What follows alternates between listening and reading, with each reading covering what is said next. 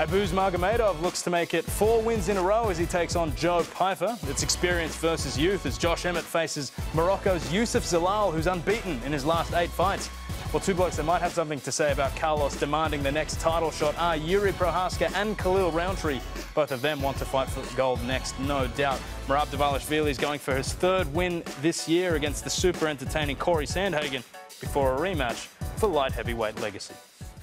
Yeah, can't wait for this one, gentlemen, as we take a look at our performance under pressure presented by Steel Blue Boots, established in comfort. Alex Pereira was on a run of 4 straight title fight victories until he came up against Magomed Ankalaev, who put on one of the performances of his career in shutting down Poatan. It was super impressive, Rob. The more I think about this fight, the less I think I know what's going to happen, okay? Because Ankalaev did something that nobody thought he could at the time.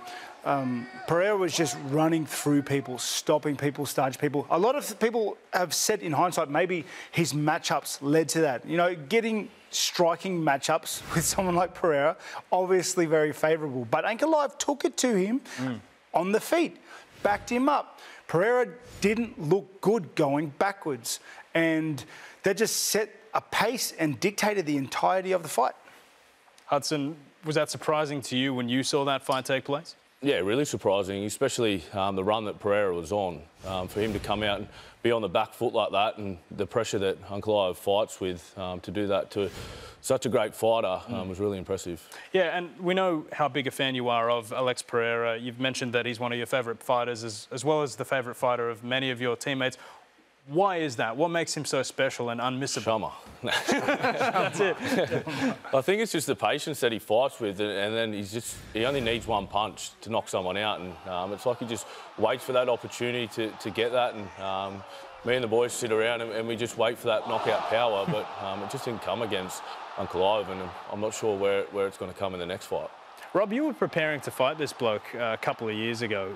You know, that was a fight that very nearly took place. What were sort of the focuses for you in readying yourself for a guy like him? You know, honestly, it's much like what Ankalaev did to him in his last fight. Yeah. It's about putting the pressure on, getting inside his range. He's a tall guy, and just making him go backwards.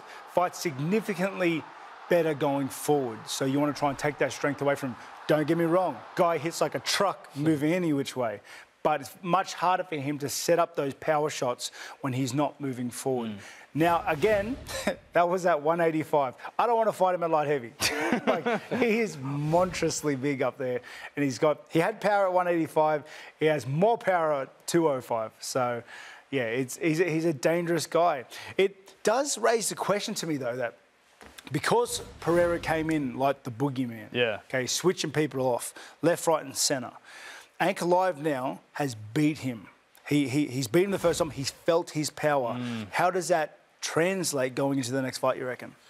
Yeah, I'm not sure how he's going to be able to adapt to that. Like, obviously the size is a massive advantage, which he's had in the past. So, yeah, going up to that weight, it's going to be very interesting to see the adjustments that he makes coming out to fight Ankalaev. But Hudson as well, like, from a mental point of view, as a professional athlete, when a fighter or a team has that sort of advantage over you and you've felt how good they are and how strong they can be out on the pitch or in the ring, how difficult is that to overcome?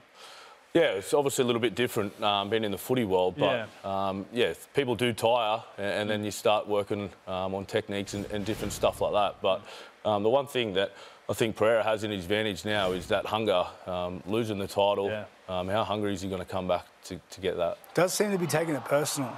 He has, right? You've seen that fight. You were telling me in the back room that fight they had. I think everyone's on Google Translate. It was crazy. I think we've got some vision of it here, actually.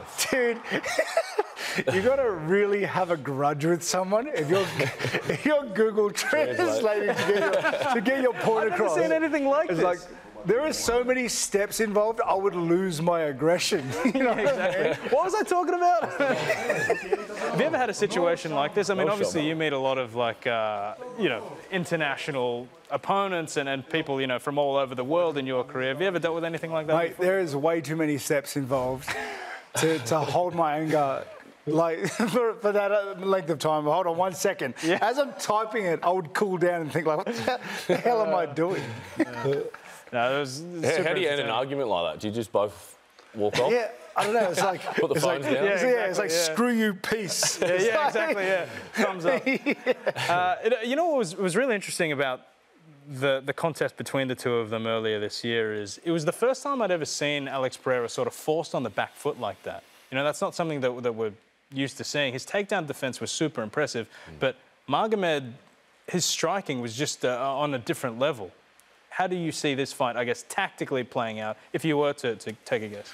Well, you see, I thought Roundtree at the beginning of their fight did really well to be aggressive and push him backwards. When Pereira's not the one in control of the pace of the fight, he's still very dangerous, but not as dangerous. If you give him time to get you at the end of his range and start like working in his jabs and his heavy hits, because he hits so hard. Yeah.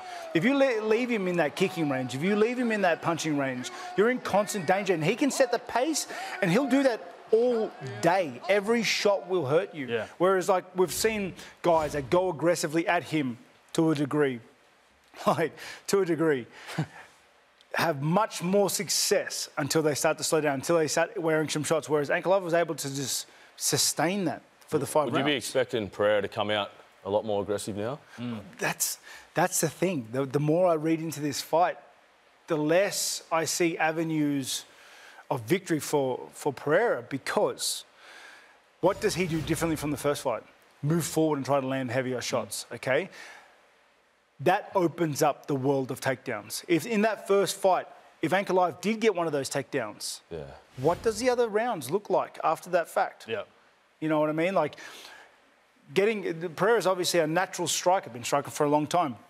He's not going to be accustomed to getting taken down, worked there, then come back up. He's going to slow down a little bit. He slows down against someone who's got incredible gas tank and is used to that world like Ankalaev, you know what I mean? Which is kind of also what the co-main presents us as well.